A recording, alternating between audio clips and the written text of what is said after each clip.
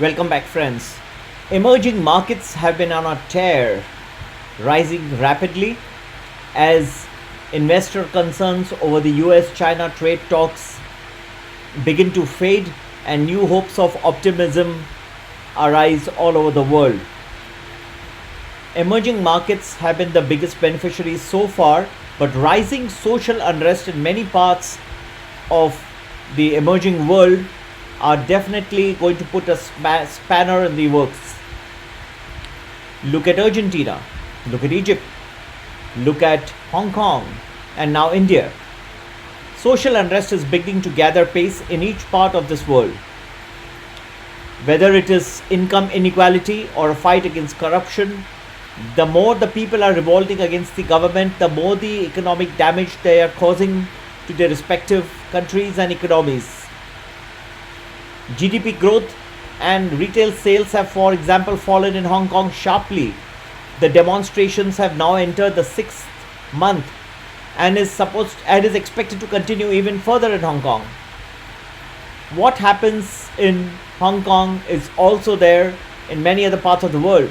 A new Citizenship Act is causing great damage to the Indian economy.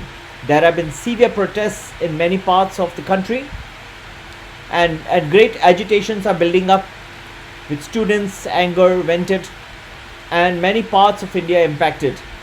I am not talking in favor or against a legislation. I am just explaining that as the economic woes are cooling down for now, the social woes are coming and they are going to cause immense damage to their respective economies and to the world economy in general. The markets have slowed down just before the Christmas holidays. However, do realize that I have explained that around Christmas time you will see a fall and a good correction in global stock markets, and this is going to reverberate across the world. This selling that I expect in the global stock markets is going to increase over the next 1 week quite sharply.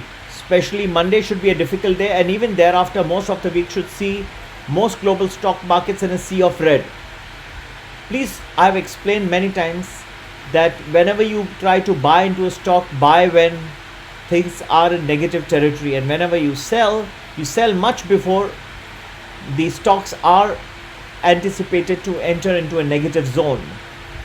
This is quite a contrary view from what most market experts believe, that it is not possible to time the market. I think that if you cannot time the market, you have missed the bus substantially. You can do well in the markets only if you time them well, if you know much more in advance that the markets are going to anticipate it to fall or rise, and then you can position your investments accordingly. In the present case, I have been warning of a steep fall and a steep correction. It's going to be quick. It's going to be short, but it's going to be there for some time. And this type of market correction, one should have utilized to sell much before this correction, as I have been mentioning from time to time, had started. So you had a good opportunity last week to sell out and wait until this correction is over before re-entering the markets. That's how you make money. So stay put.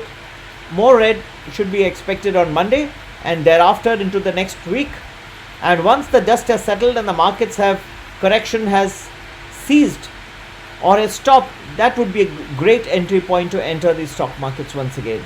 So, however good a stock may be, until the time that the markets are not favorable, please do not enter.